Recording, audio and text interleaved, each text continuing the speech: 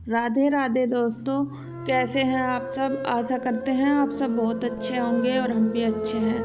आज हम आपके लिए बहुत ही अच्छी कहानी लेकर आए हैं कि मन की संतुष्टि क्या होती है। तो चलिए कहानी स्टार्ट करते हैं। पुराने समय की बात है। एक राजा बहुत ही धनी था और उसके पास इतनी धन दौलत थी कि उसकी 7 पीढ़ियाँ आराम से बिना काम किए खा सकती थी। लेकिन वो राजा फिर भी इतना परेशान था, उसे रातों में नींद भी नहीं आती थी और वो सोचता है मेरे पास इतना सब कुछ है, फिर मैं इतना चिंतित क्यों हूँ। तो वो एक दिन एक साधु महाराज के पास जाता है और जाके बोलता है, महाराज मेरे पास इतना धन है कि मेरी 7 पीढ़ियाँ आराम से बैठकर खा सकती है, लेकिन मैं फिर भी बहुत ज़्यादा परेशान हूँ। तो महाराज उससे बोलते हैं, पहले तो अपनी चिंता का विषय बताओ कि तुम किस वजह से चिंतित हो। तो वह राजा महाराज से बोलते हैं कि महाराज मेरी 7 पीढ़ी तो आराम से खाना खा सकती है बैठ कर के बिना काम किए, लेकिन मुझे चिंता इस बात की है कि मेरी 8वीं पीढ़ी क्या खाएगी। 7 पीढ़ियों के लिए तो मैंने बहुत सा धन इकट्ठा किया हुआ है, लेकिन 8वीं पीढ़ी के लिए मेरे पास कुछ भी नहीं है। मैं इसी बात से बहुत ज़्यादा परेशान हूँ, तो कृपया आप मुझे मेरी समस्या का कोई समाधान बताएं। तो महाराज उससे कहते हैं, तुम चिंता मत करो, मेरे पास तुम्हारी समस्या का हल है और मैं तुम्हें इस समस्या से बाहर निकाल कर ही भेजूँगा। तो महाराज उसे कुछ चावल देते हैं और कहते हैं, कुछ दूर जाने पर वहाँ एक बूढ़ी औरत की कुटिया है, तुम वहाँ पर जाओ और उस बूढ़ी औरत को ये चावल देकर आओ। तो वह राजा वहाँ पर पहुँच जाता है। तो वह बूढ़ी औरत वहाँ पे भगवान का नाम ले रही होती है और जप कर रही होती है भगवान का।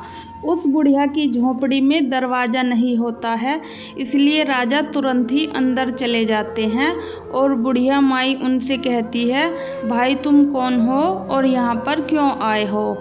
तो वह राजा बताता है कि माँ जी मैं आपके लिए चावल लेकर आया हूँ। तो वह बुढ़िया उत्तर देती है, क्यों भाई, मैंने तुमसे चावल मंगाए हैं या मैंने तुम्हें चावल लाने के लिए बोला है। राजा बोलता है, माँ जी वहाँ पर बैठे साधु ने ये चावल दिए हैं और कहा है कि आपको दे दूँ ले जा कर के। तो वह बुढ़िया बोलती है, क्यों भाई, मेरे 2 दिन के चावल शेष बचे हुए हैं, तो मैं इन चावलों का क्या करूँगी। तो राजा बोलता है, क्या हुआ माँ जी, 2 दिन के हैं तो ये तीसरे दिन काम आ जाएंगे। तो वह बुढ़िया बोलती है, भाई 2 दिन के शेष हैं और तीसरे दिन के चावल वो देगा जिसका मैं तप करती हूँ, जो हमें सब कुछ देता है।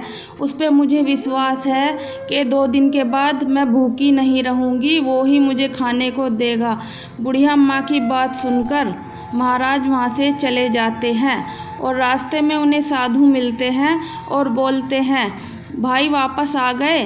तो राजा कहता है, जी मैं अपने घर जा रहा हूँ। महाराज कहते हैं, नहीं अभी तुम्हारी समस्या का उपाय तो सुन लो। तो राजा महाराज से बोलते हैं, महाराज मुझे मेरी समस्या का हल मिल चुका है और मुझे क्षमा करें कि मैं इस वजह से चिंतित था कि मेरी 8वीं पीढ़ी क्या खाएगी। दोस्तों, हमें कल के बारे में नहीं सोचना चाहिए, जो हमारे पास आज है हमें उसी में खुश रहना चाहिए। कल क्या पता क्या हो जाए। जिसके भरोसे ये दुनिया चलती है वो आज हमें दे रहा है तो कल भी हमें देगा। दोस्तों, इस कहानी से हमें यह शिक्षा मिलती है कि हमें कल के चक्कर में अपना आज ख़राब नहीं करना चाहिए। आज जो हमारे पास है उसी में हमें खुश रहना चाहिए और संतुष्ट रहना चाहिए, वह ही सबसे बड़ी संतुष्टि है। हमारी कहानी अच्छी लगे तो लाइक करें और चैनल को सब्सक्राइब करें। राधे राधे।